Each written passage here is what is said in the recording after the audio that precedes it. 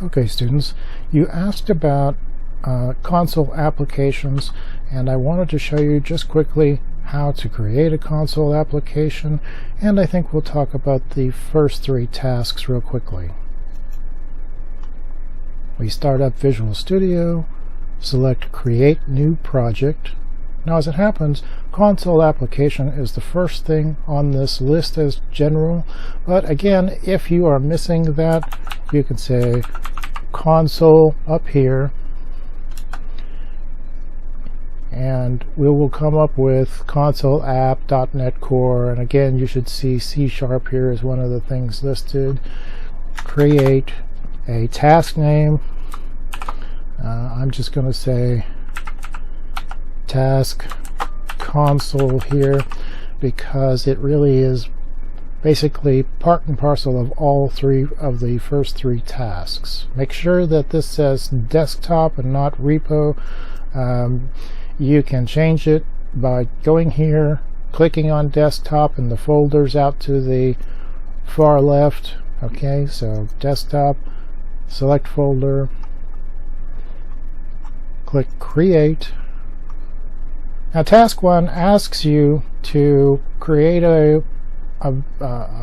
console program with the static string. Now, as it happens, the basic console app that comes up does that. Console, right line, static string, again in quotes, is a static string. And if we run that by going up here where it says task console, which is the name of your program instead of start, same button, it just runs it,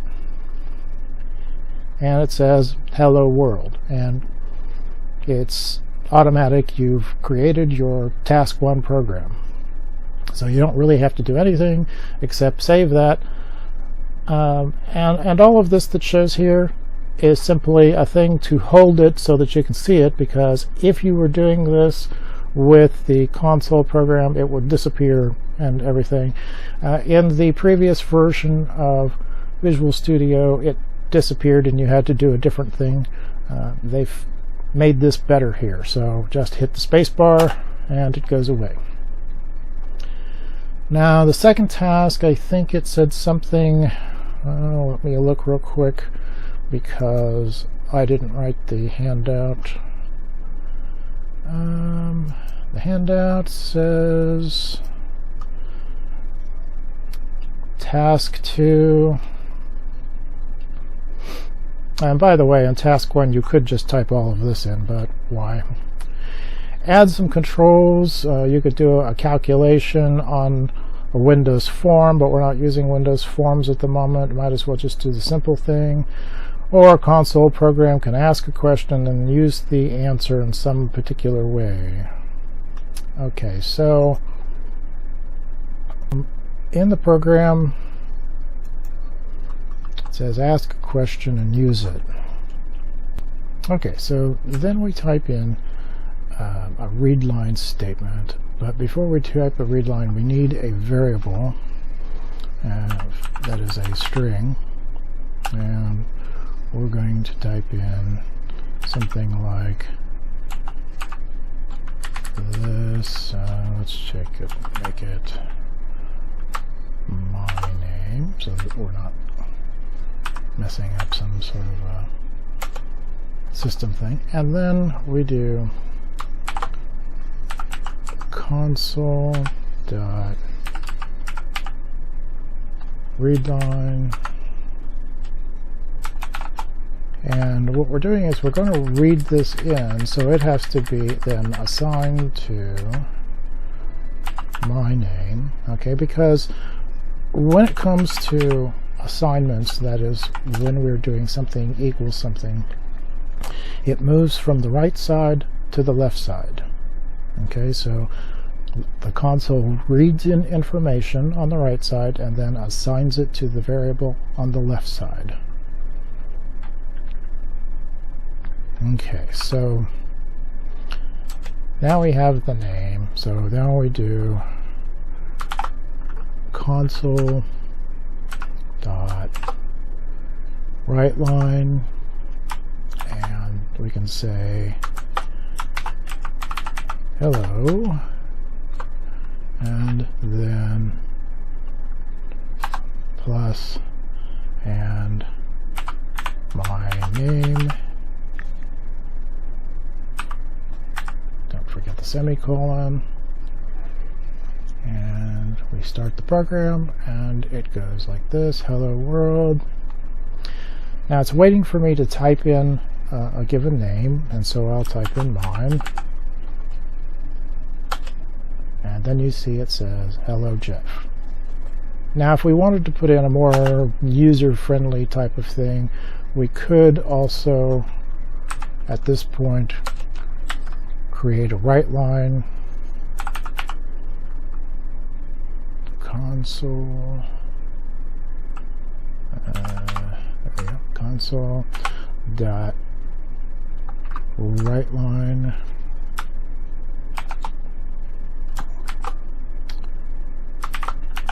enter your name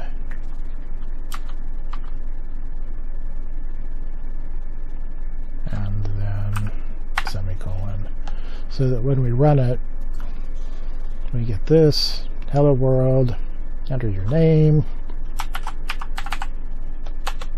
and then it will say hello Jeff.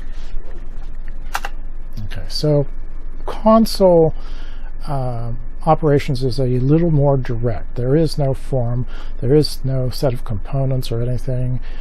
You type in a line, it carries it out. You type in a line, it carries it out. You type in a line, it carries it out.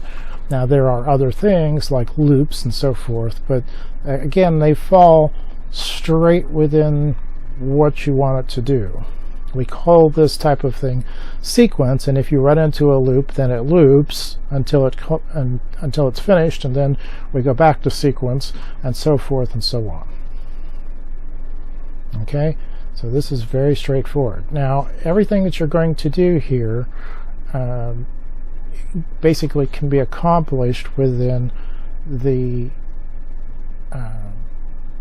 single task. That is, you finish that particular part, you've used a string and printed it out. What's task 3? Variables are different. Each variable can hold only one type. That's fairly obvious.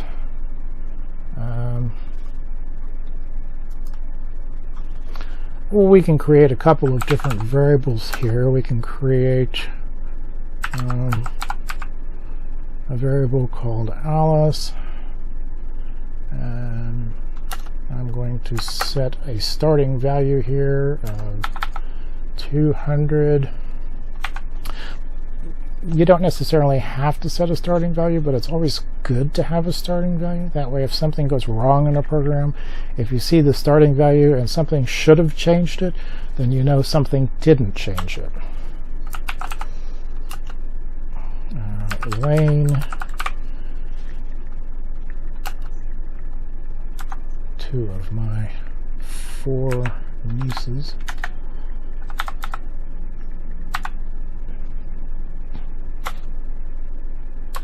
Okay, so we can also specify another value which we'll call sum, and again, to be clear, we're going to say sum has an initial value of 0. So if I'd made some kind of a mistake and sum stayed 0, when I do this,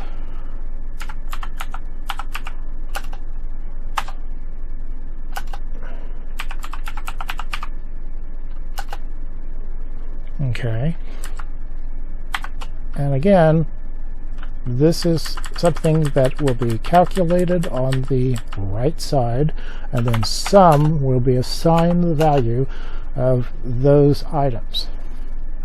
And then we can go and,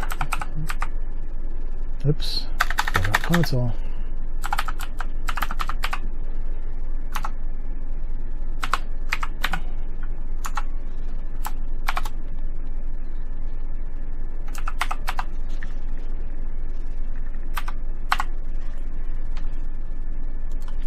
It.